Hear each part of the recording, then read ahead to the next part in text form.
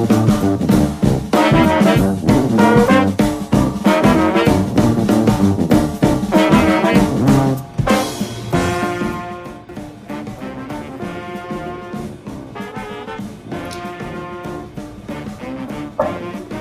I'm Eat Smoke Drink and welcome to Eat Smoke Drink. Today I am reviewing the Springbank 1997 vintage, batch number 2. The reason why I'm choosing to review this as my first dram is so, look, Springbank's one of my favorites. 10, 12, 15, 18, 21, I love Springbank. So I'd like to review this first and kind of take you through what it's all about. It's quite a rare bottling. So Springbank Vintage has been discontinued for several years now. It's actually a one-off run of batch number 1, batch number 2. Springbank Vintage 1997 is about 10 years old, but from a recharred barrel. I guess from a recharred barrel. That's very important because not every distillery will rechar their barrels. And obviously with recharring a barrel, it comes with all sorts of different new flavors, caramels, and phenols that comes with it. Okay? As you can see there, I put a couple of drops of water in one and no water on the other. Why I do this, and I will keep doing this, so I can nose them, taste them, and make sure that I get the full depth of flavor. Okay, so water does change the flavor, sometimes for the better, sometimes for the worse. So let's continue with the tasting.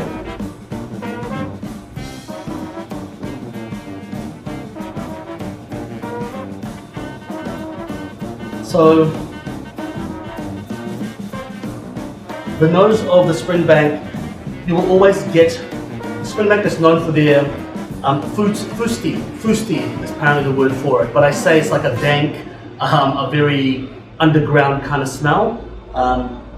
Springbank is known for being very traditional and old-fashioned when they make whiskey. In fact, most people won't like Springbank to begin with because it is a very different taste than everything else.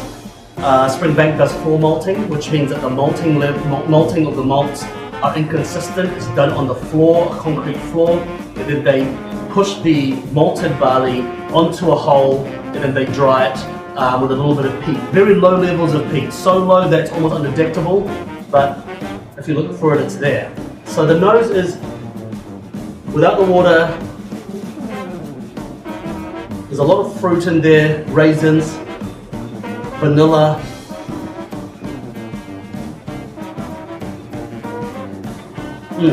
caramels, a lot of caramels in there. And so very sweet, almost a little bit of sickly sweetness in the nose. Now the whiskey is actually 54.9%, so it has definitely got a kick to it. With the water, and I only put a few drops in there, okay? I only put a few drops in there. The difference is massive. So the caramel is actually more prominent, okay? The sickly sweet drops down a lot and it becomes more floral. So that's very interesting.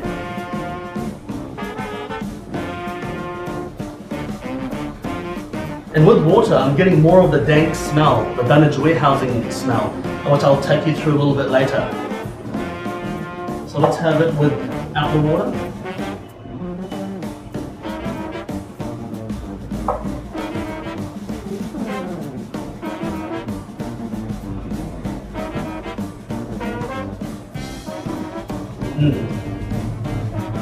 Oh, I'm getting all sorts of tannins in there. I'm getting raisins, I'm getting a syrup, I'm definitely getting sherry in there. Because it's quite a young whiskey, it is a little bit spirituous, but it doesn't burn so much, but it's very nice. And it is quite a high alcohol content. So I'd say I'm getting orange peel, marmalade.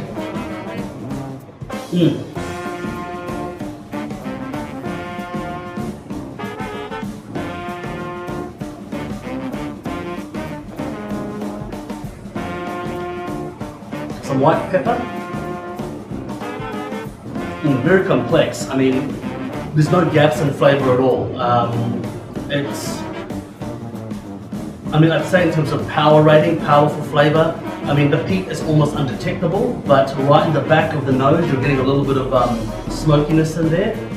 But definitely, it's a very strong whiskey. The mouthfeel is waxy, it's oily, it just overcomes your mouth. And like I say, for the beginner whiskey drinker, if you like your 40%, 42%, 43%, then you probably have to just approach it very slowly, okay? Because if you don't, if it just overwhelms you, you probably won't taste anything. Now, I'm used to drinking cask drink, I'm used to drinking high percentage whiskey, but now let's try water. So I'm going to rinse my mouth with a little bit of water to make sure that you cleanse your palate. Now with the water, see what it's like. On the nose, it's changed again. So on the nose, it's become actually a lot flatter on the nose. So on the nose, it's become flatter, the fume, less sweet. You smell the caramel, less tannin. I get a little bit more spice, like a slight cinnamon spice, a bit of white pepper on the nose. So that's funny because without the water, you don't get any of that, but with the water you do. That's just about 4 or 5 drops of water.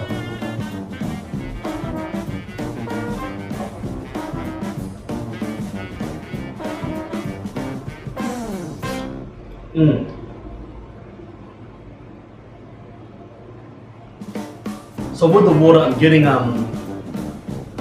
still getting the orange, the marmalade, the orange peel, the candied orange kind of flavor, you know, that kind of a sweet but really citrusy orange flavor. The sherry influence is very clear, but also the spice is not as much on the palate, actually. The spice is not as much on the palate. What is strong on the palate though, the raisins, the syrupiness is actually increased with water, with a few drops of water, which is interesting. Because you'd think it waters it down, but it's not. It's definitely more prominent, like the raisin, the kind of fruitcake taste. But what is really interesting is the dank warehouse smell, that damp smell, the fousty smell is much more prominent on the nose. It's almost like a little methane kind of on the back of your throat coming through as you swallow it, which is very fascinating. I think I prefer it with a little bit of water because that's what I love the Springbank for, is their kind of hit in the face. The finish is very similar, very thick mouth, waxy, oily mouth feel. It's all encompassing. It just coats your mouth. You can't escape it. So I'd say power rating. I quite like it. It's a very strong whiskey. So I wouldn't recommend it if you are used to your average 42-43%. I would approach it very slowly. Okay, I've said it before, but just be careful when you're having this. Now, this is not easy to buy. Okay, you can't find this easy enough in the shops. You have to usually get this through auction. But I wanted to let you go through my review anyway because I'm a big fan of Springbank. So the finish, I'd say. Right now as I'm speaking, I can still taste it. It just doesn't disappear. It's just coating my mouth. I'm salivating from just the flavor of it. It's fantastic. I definitely buy this bottle again. Whether or not I can find it, that's a different question. But if you can find it, I'd recommend you try it. If not, I'd say the Springbank 12 comes closer to it than anything else. The high alcohol content in the Springbank 12 will be quite close. So so I think definitely my conclusion is a little bit of water. It's definitely better for it. Without the water, I think you're not getting, you're just not getting the fine little details of flavor that you usually would be getting. So but thank you very much for joining me. We are actually in GGX Flamingo here on K Road in Auckland. If you like my video, please subscribe, give me a thumbs up, and follow me on Instagram at eat_smoke_drink. Okay, the link is below. And if you have any comments, any questions, please ask away. I'd love to hear your thoughts on other Springbanks, or if you've tried this before, I'd love to know your thoughts on this, or even the batch one. Apparently the batch one is a little better because I don't know, so it's a little bit better, but you know, it's hard to know. I don't have the batch 1, this is rare enough, this is batch 2. So look, cheers, and thank you for watching. See you again.